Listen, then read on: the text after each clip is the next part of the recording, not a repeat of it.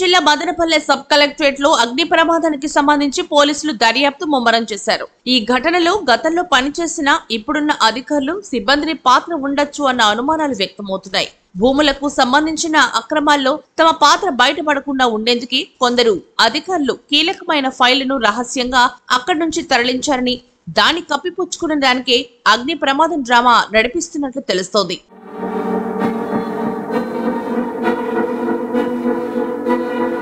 అయితే తహసీల్దారు కలెక్టర్ కార్యాలయంలో ఫైళ్ల నకళ్లు ఉంటాయని ఉన్నతాధికారులు చెబుతూ ఉండగా, మాయమైన దస్తాలకు సంబంధించిన వివరాలేవి ఆయా కార్యాలయాల్లో ఉండే అవకాశమే లేదని మరికొందరు అభిప్రాయపడుతున్నారు. ముఖ్యంగా నోట్ ఫైల్స్ లాంటివి కనిపించకుండా చేసే కుట్రలో భాగంగానే అగ్ని ప్రమాదం డ్రామా నడిపించారని తెలుస్తోంది. సహజ వనరుల దోపిడీకి సంబంధించిన శ్వేతపత్రం విడుదల సమయంలో ఉమ్మడి చిత్తూరు జిల్లాలో భూ అక్రమాలపై ముఖ్యమంత్రి చంద్రబాబు స్పందించారు. కబ్జాలకు కారకులపై చర్యలు తీసుకుంటామని చెప్పారు.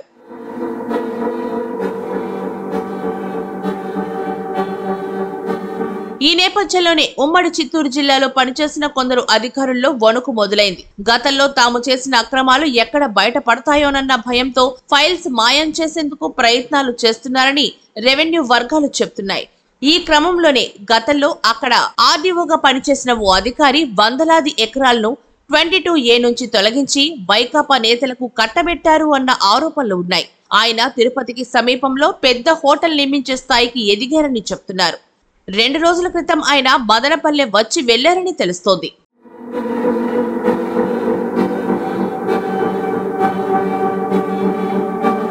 ఆ తర్వాత వచ్చిన మరో అధికారి కూడా 22A జాబితా నుంచి ప్రభుత్వ భూముల తొలగింపుల్లో భారీ ఎత్తున ఆర్జించారని ఆరోపణలున్నాయి. తమ అక్రమాలు బయటకొస్తాయన్న భయంతోనే కీలక దస్తాలను మాయం చేసి అంతగా అవసరం లేనివి మాత్రమే తగలబడేలా కథ నడిపించారని రెవెన్యూ వర్గాలే పేర్కొంటున్నాయి. అధికారులు ఏ కోణంలోనూ విచారణ చేస్తే అసలు విషయం వెలుగులోకి వస్తుందని పలువురు అభిప్రాయపడుతున్నారు.